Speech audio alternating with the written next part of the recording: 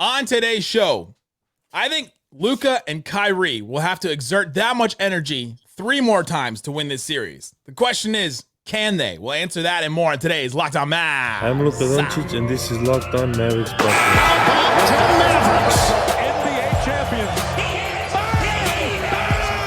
It's good, and the Mavericks have won the game. If you don't believe, you shouldn't be here. Loyalty never fades away. And welcome. You are locked on to the Dallas Mavericks. My name is Nick Angstadt, media member and NBA channel manager for the Locked On Podcast Network. We're okay. I'll let it ride.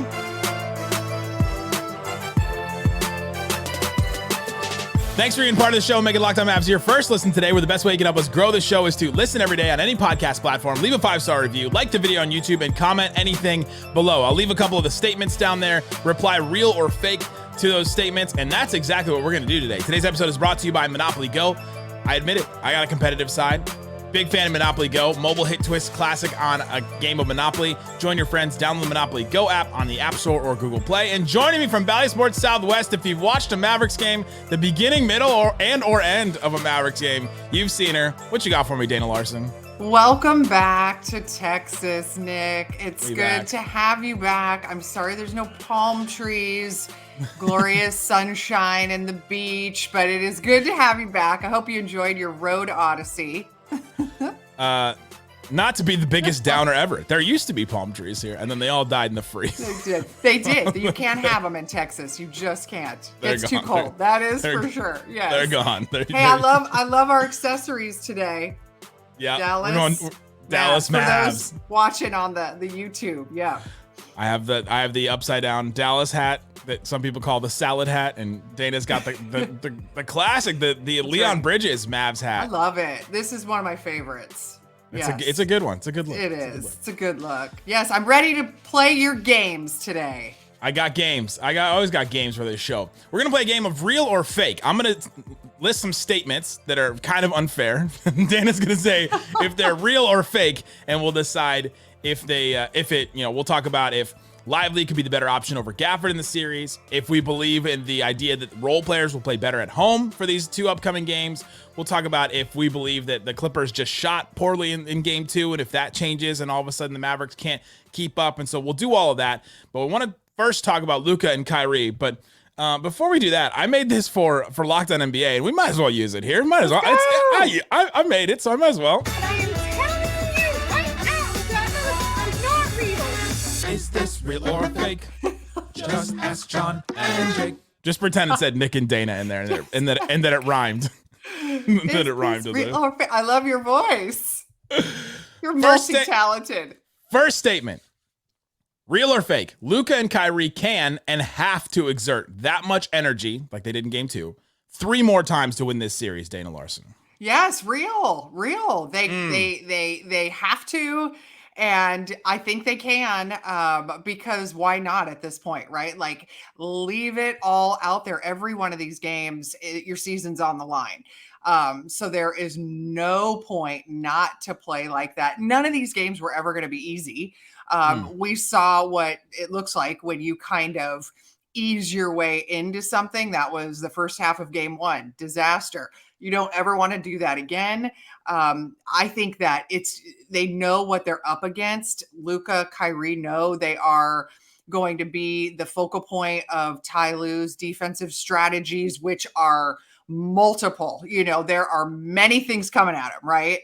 And they know that they have to accept that. We heard Luka say, fine, gets me going. That's great. They want to attack me. I'm all for it.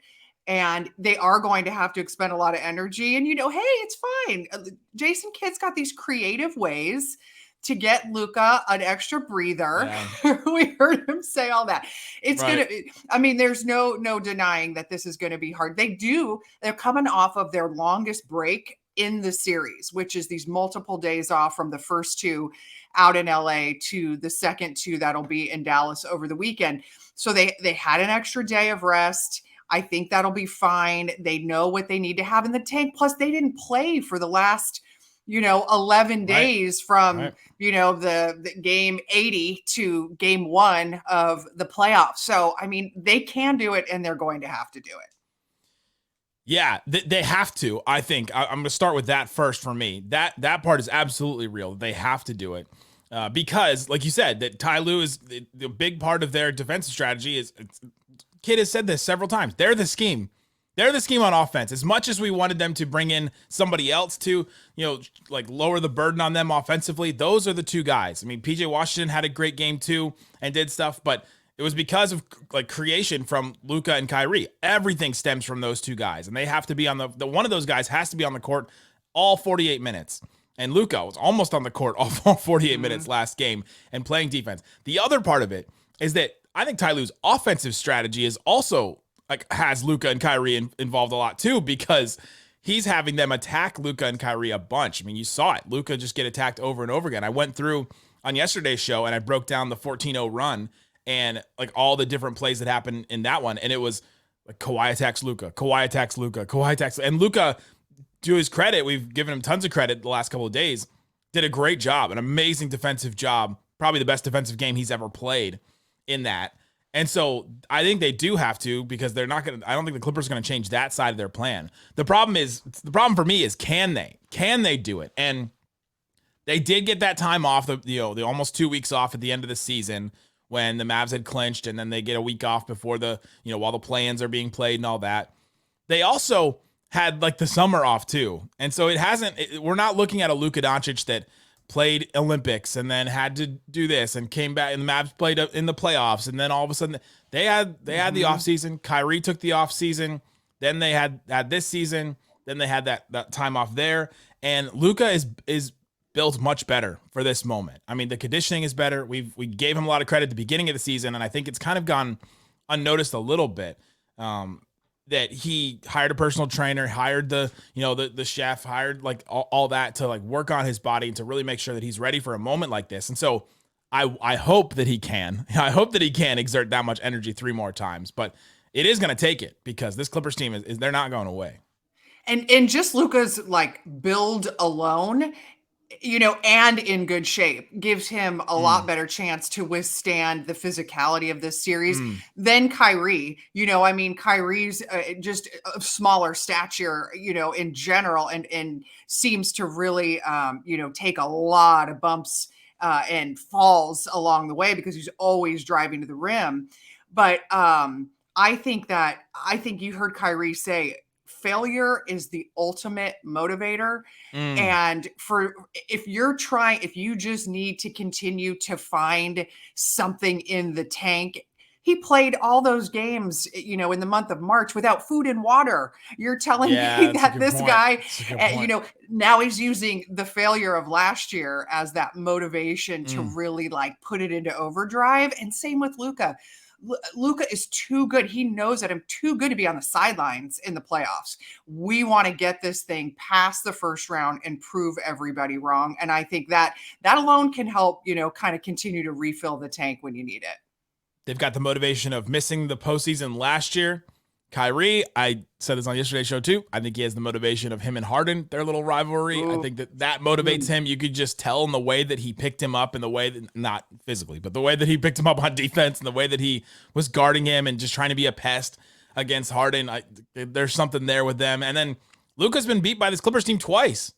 And that's got to be motivating too, to finally get over the hump and to beat one of those guys. We've seen it from Jordan with the Pistons. We've seen it from LeBron with the Celtics. Like every superstar has one of these teams, and Clippers may be that one where Luka just has to break through in order to get to where he wants to go. And so they've got the motivation. I think they will have to exert this type of energy to win 2 more games, because that's the way that this team is set up. That's the way that this team is built. And those guys have been that good. And so yeah, we'll see if they can in the next couple of games here. Coming up, let's talk about the opportunity in game 1. Did they waste that opportunity? Do you believe that? And what do you think about the Clippers' shooting percentages the last 2 games, and what does that mean for the Mavericks? Talk about that and more coming up. Today's episode is brought to you by eBay Motors. eBay Motors knows that you need the exact right formula to win a championship. Do the Mavericks have it? We don't know. We're about to find out. Is that real or fake? Let me know. Passion, drive, patience. It's exactly what you need to win a championship. eBay Motors knows that you have everything that you need to maintain your vehicle on eBay Motors. You can level it up to peak performance with superchargers, roof racks, exhaust kits, LED headlights, and more things like that. Whether you're into speed, power, style, or just functionality, you just want your car to run. They have over 122 million different parts to choose from. You'll always find exactly what you're looking for. So go to eBay Motors, and what we like about it is they have the eBay guaranteed fit. So you know that part is guaranteed to fit your ride every time or your money back. It's easy to make your car the MVP and bring home huge wins. Keep your ride or die alive at ebaymotors.com. Eligible items only. Exclusions apply. eBay guaranteed fit only available to U.S. customers. Shut it down! Let's go home! Thanks everybody for hanging out with us on Locked On Mavs, being part of the show, part of the Raccoon Squad, listening every day. Again, if you want to hang out with me on Friday, if you're at the game, go to, I should be around section 123. Sometimes they move them around for playoffs, but come hang out and come say hi. And I would love to see all the Raccoon Squad members there. Should be a great game on Friday, Dana. I'm excited for this game. I cannot wait. I'll invite them to come to the Mavs Live pregame set too, or halftime or postgame. We love to have people come by. I love it when I hear from somebody that is a listener of Locked On too. Super fun. So yes, cannot wait to just get that entire atmosphere, the playoff, vibe and energy inside the American Airlines Center is going to be amazing. What section is the set in? We are in the platinum level, kind of by it's a suite level, and I think it's called the Lexus Club that's near us. I'm pretty sure. Yes. So come on by, sneak by the elevator attendants if you have to. Tell them I said it's okay. I'm here. I'm with Dana Larson. Yes, that's all you have to say. That'll probably get you thrown out. Sorry. This is okay. We're just getting people thrown out here on Locked On Mavs. My bad. All right. Next real or fake statement. Since the Mavs won game 2, they didn't waste an opportunity in game 1 with Kawhi out. Since they split 1-1 on the road, we're good with it. It's fine. We're over game 1. They didn't waste an opportunity in game 1. Real or fake? I think that's fake. I don't want to settle for anything in the playoffs. And yes, you're ideal. We always say, hey, it's a goal to go steal one on the road, get one of the two, right? But when you see how well you played against them with that kind of effort, and you know that there would have been an opportunity in game 1, when you just never want to take on a team without its superstar leading scorer and not put your best foot forward and be prepared for it and, let one get away. So you're supposed to be greedy this time of year, right? I mean, you're supposed to win games. You need to win games sometimes that you're not supposed to get past these really tough rounds in the postseason. And to me, yes, it might have been more difficult, honestly, because you were facing like a James Harden, who was just playing, free and loose, and Paul George, confidence and free, right? They had been playing that way for a couple of weeks without Kawhi, so they were in more of a rhythm with that style. But the Mavericks had plenty of reporting to know there was likely not going to be Kawhi in that game, and to be prepared for it. And I think it's still frustrating. I guess I'm not over game 1 just yet, as you can tell, because I do feel like, it's funny. This series could be 0-2 either way. And that's how the margin for error is margin for victory is so slim, that you are happy to be 1-1. But honestly, you need to be greedy in these circumstances. This is completely fake. I set this up and tried to make it as like, I tried to make it as reasonable as possible to be like, oh, they it's 1-1. No. And with Kawhi out, it was the Mavs offense that struggled the most. That is weird to me because he comes in, he's defensive player of the year in the past. And so that was weird. It's just game 1 was just such a weird anomaly to me to score 8 points in a quarter. That just makes no sense. Like even the Pelicans last night, they got destroyed by the Thunder. They did not score just 8 points in a quarter. Huge missed opportunity for the Mavericks. Could be 2-0, like you said, but also could be 2-0 the opposite way, where the Clippers are up. Another statement. The Clippers just shot poorly in game 2, and they'll return to their averages. And that was the only reason why the Mavs won game 2, basically. Real or fake? Well, I don't know if it's the only reason. I think they shot poorly because of the Mavericks defense. But I am going to say real. I do think that their shooting will be better.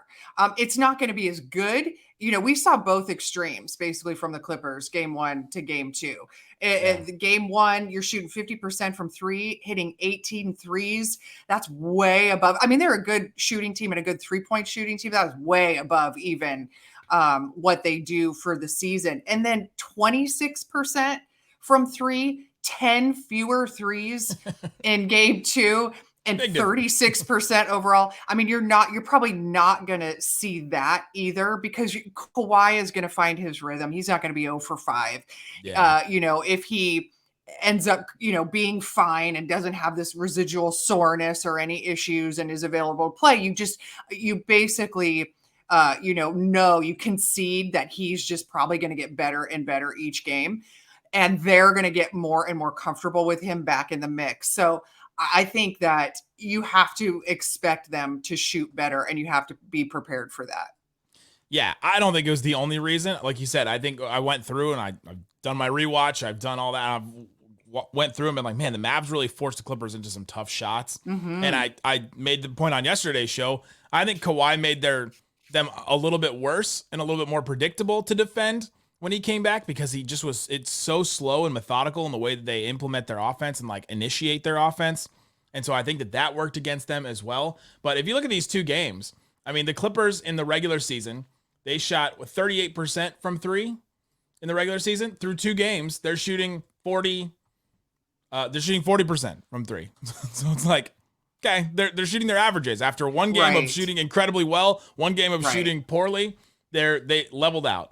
And all the players, too, besides Kawhi, are still shooting really well from 3 if you just look at their percentages. I don't think it's the only reason, but it won't be as bad as it was in game 2 as well. So the Mavs have to watch out for that. And one of the things with the Mavericks is they've got to find their offense a little bit more. They've got to be able to find. They still haven't scored 100 points in this series. And it's 1-1, too. So they've got to find it, which I guess takes us to the next one. Role players will play better at home. Real or fake? This is a classic. Oh, it is. It's a classic. Classic studio analyst on the desk. You've been there many times before where you go, oh, well, role players will play better at home. Do you believe this? Real or fake?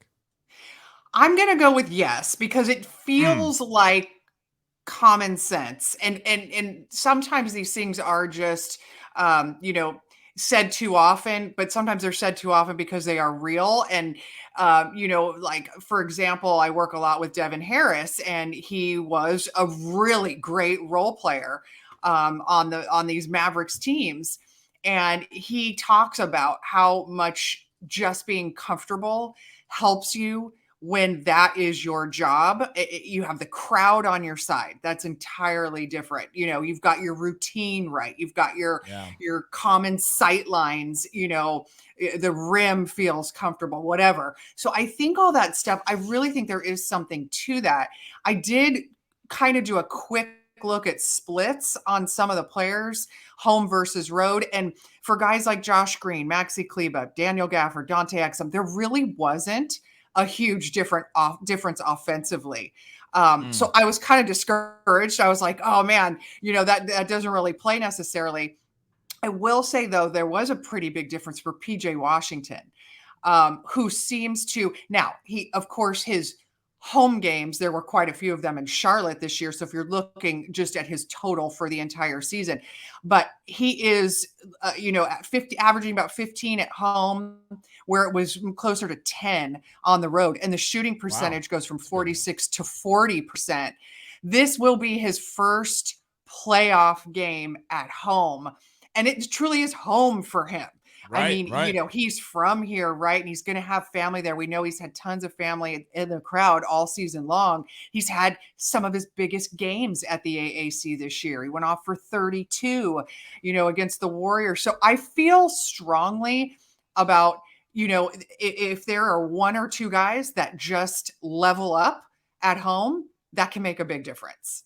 It absolutely can. And so coming up, let's talk about which of those guys we would want to step up the most. Is it PJ? Is it Maxi? Is it Dante Exum, Derek Jones Jr. Let's talk about which one of those role players, if this is true, which one of them do we want to step up? We'll talk about that and more coming up.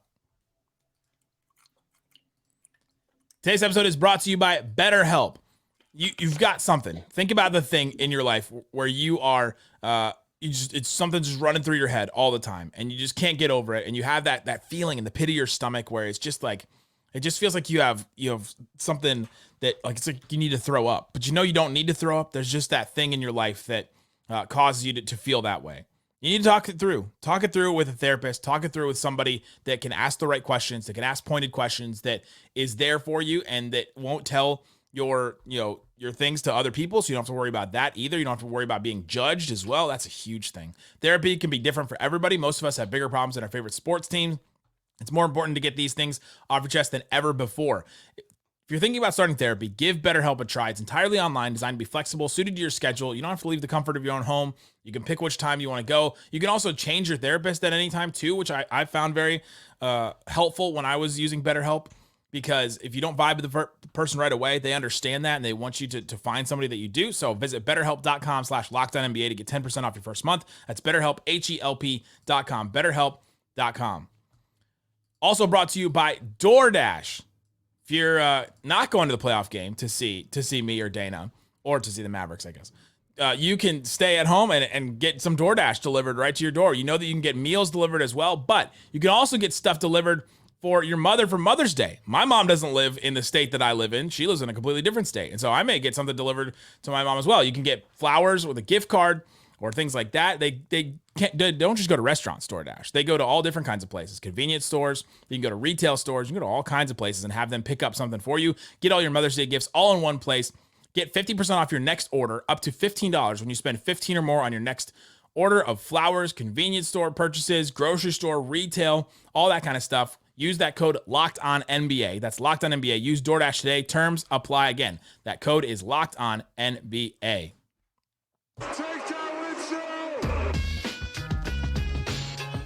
All right, Dana, we're playing real or fake. We're reading some statements. We're seeing if they're real or fake. We talked about the role players. Role players will be better at home. I think this is real. I think there is something to this. I think that the Mavericks in the past, if you try and think about some of the big games they've had, I think the Mavs have had some really big games at home in the past, but this Mavericks team is so different. It's hard to try and compare like the 2022 run to this one. It's kind of just Maxey. If you're just looking at role players, it's kind of just Maxey and Josh a little. Tim Hardaway, we're not sure his status after that injury in game 2. And so that's kind of the only one you're looking at role player wise is like, will this compared to the other? But so I hope this is real. I don't have any numbers on it to back it up if it is real or not. But if it is real, which I hope it is, the role players that we want to step up. I mentioned earlier, the Mavericks do need to find some offense somewhere else. That Luka and Kyrie, they can get it done like they did in game 2, but man, it would be awesome if one more guy or another guy could just create a little more offense. And to me, I think that's Dante Exum. We've only seen him play, 11 average minutes over the last 2 games. And he hasn't really, he's taken, 5 shots in these 2. And it would be great to see him as a role player at home, feel a little bit more comfortable navigating the Clippers defense and just creating a little bit more, just a little bit more, not a ton. We're not asking him to take 10 shots or whatever, or to create, 5-6 shots for his teammates, but just give a little more on offense. And I think that's the guy if I want somebody to step up. Remember just how excited we were about Dante Exum, December, January, and then on the unfortunate injury. And he has been back for a pretty good amount of time now since, I guess, was it maybe around early April, March-ish, most of March he was back. But he was such a spark and is. And I just wonder if he's just still trying to return to that. Maybe it's the mental space, the confidence that he had regained, because he has a lot of game. We know he puts the ball on the floor. He handles it well. He makes really smart decisions. The decision-making is the one thing that I feel like I've been surprised with in some of these playoff games. He's gotten himself into a little bit of trouble and ended up turning the ball over. We saw just that unfortunate sequence in game 2. He had a difficult turnover, and then on the other end hustles back and ends up fouling. And I feel like he came out of the game and Jason Kidd really didn't want to return to him much after that. He is so good. He has great creativity around the rim. He had been able to finish so well during those stretches in the season where Kidd was like, I want him in the starting lineup, and we want to lean into all these positives that he brings because he pushes the pace. That's another really great thing that he'll bring in this series. That's super important. I want some of those layups to fall for him, or some of those little short runners or whatever. It just seems like maybe it's just, it was the rims out in LA. Crypto, for whatever reason, was really tough to points in the paint for this Mavericks team.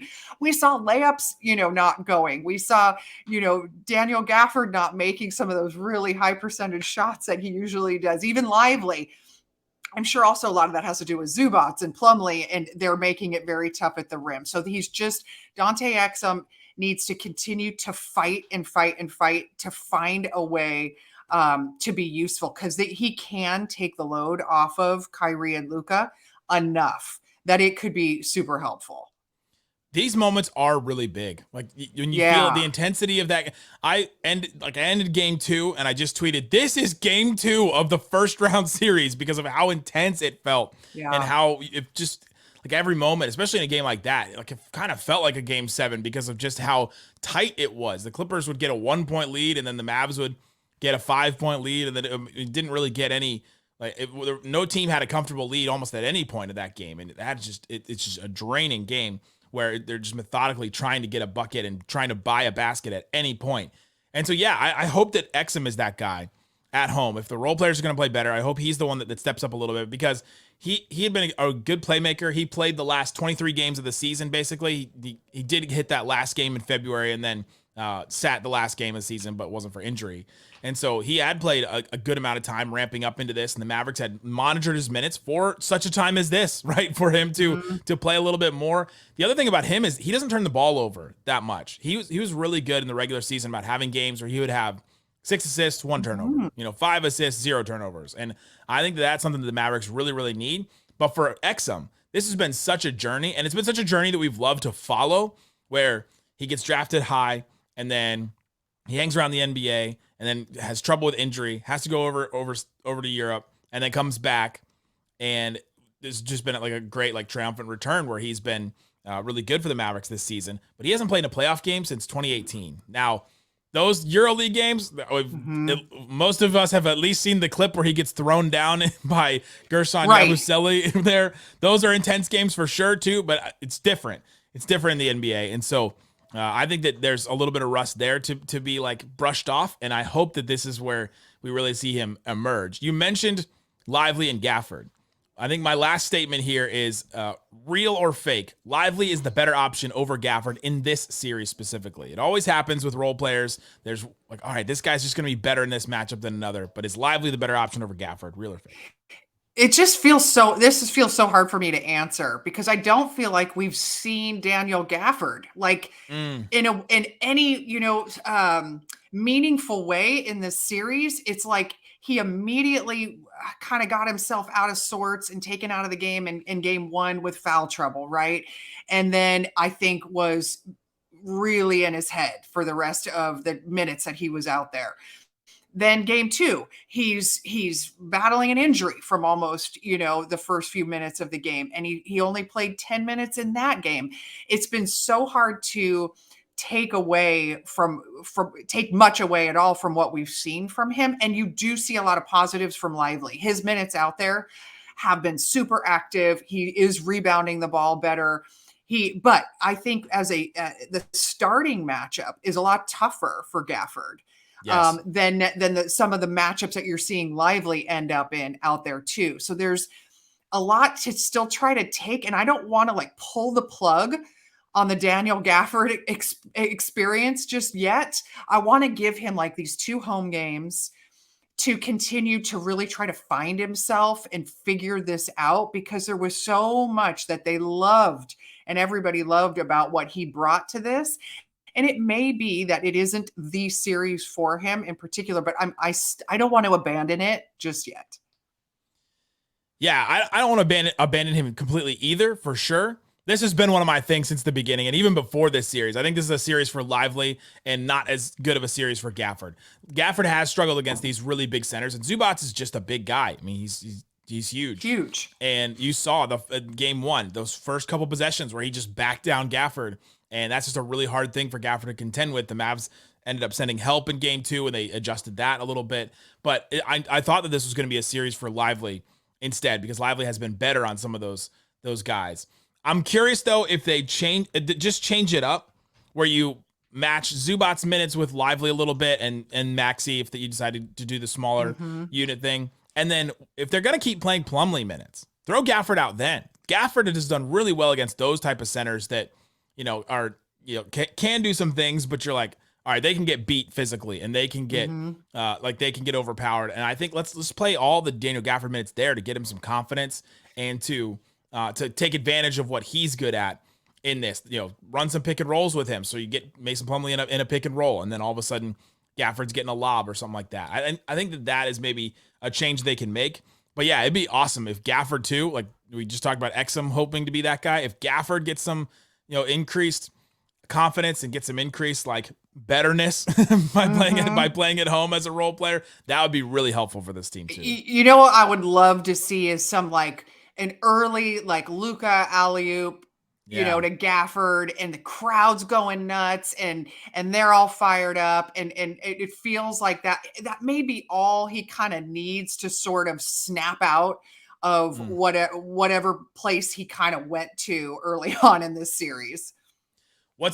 If you've never been to a road playoff game, or even just a road game where your team plays, it's such a bizarre experience sometimes, because there are these moments where Daniel Gafford in the AAC, like in Dallas, playing in home games, when he ever fought for an offensive rebound or even got a tap out or something like that, that crowd loves anything like that, any kind of effort play like that, and they're all screaming, and then Daniel Gafford gets into it and he's screaming. Yes. You do it on the road, and there's like slight groans. And it's just like such a weird thing where you're like, this is such a great, amazing thing that happened. Where's the energy behind this? And then there's just nothing. It's met with nothing, basically. If anything, it's met with like boos or groans or something. But it's so quiet. And so I think that 2022 team had to learn how to fabricate their own energy from this. Like you had Dorian and you had Theo and Tim standing on the bench, and they were like the ones that were cheering and bringing that energy. And I think that team needed to figure out how to create that. And it's harder when you don't start at home to like learn how to to get into that and to bring that. And so I'm hoping that these home games will be helpful for them on that. Go check out Dana Larson on Bally Sports, and then also go see her. Go see her at the Platinum Suite level. Sneak in and don't get kicked out on our behalf, basically. There you go, guys. We'll be back the rest of this week. I should have a crossover with Dari and Vaziri of Locked On Clippers to talk about how these first two games have been different before the next one. So check that one out as well. Subscribe wherever you get your podcasts. Guys, thanks so much for listening to Locked On Mavs. Peace out. Peace out. Boom.